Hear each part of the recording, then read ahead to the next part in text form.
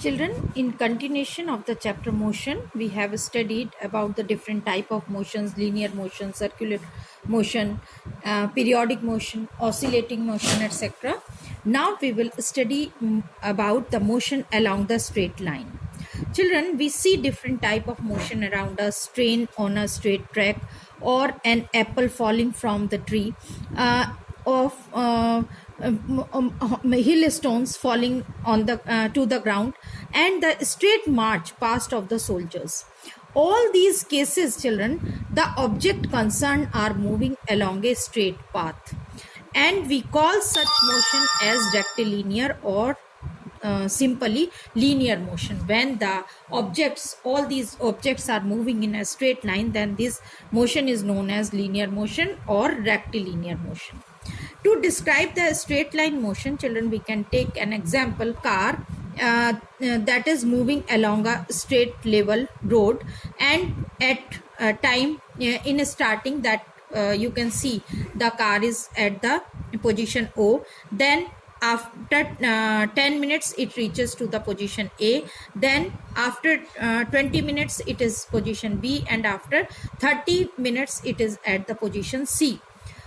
Now you can see the difference between the time interval is equal. In first 10 minutes car has covered 60 meters of distance, and in next 10 minutes it has covered the 20 meters of distance, and next 10 minutes it has covered 40 meters of distance. It means from first 10 minutes the car is speed up, and then car is speeded up in the time interval from 0 to 10 minutes, and the time interval 10 to 20 minutes. Thus we realize that change in the position of the object help us to know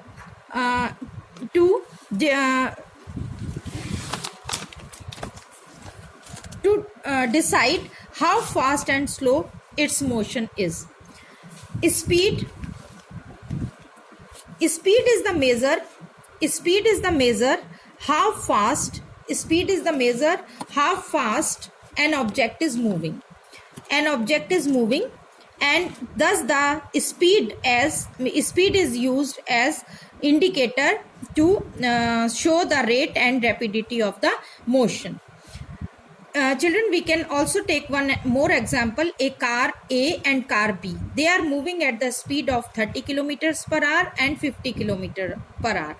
It means car A is covering 30 kilometers in 1 hour, and car B is covering 50 kilometers in 1 hour.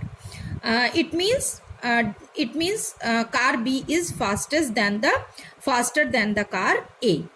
Car B is moving with a higher speed as compared to car A. To measure the speed, we can apply this formula: speed is equal to the distance per unit time. Speed क्या होती है? Distance per unit time.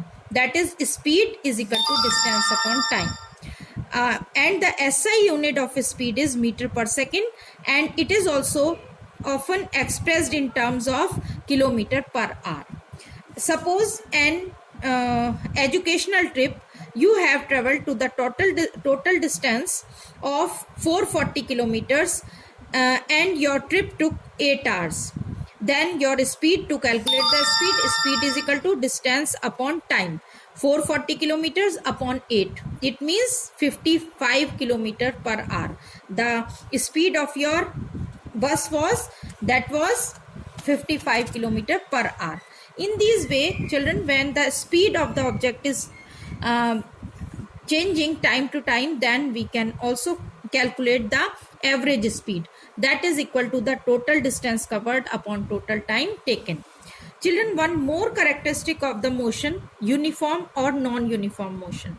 When any of the car that is traveling 30 kilometers in first hour, 30 kilometers in second hour continuously, and 30 kilometers in third hour, it means equal interval of time, equal distance is covered by the car in that equal interval of time.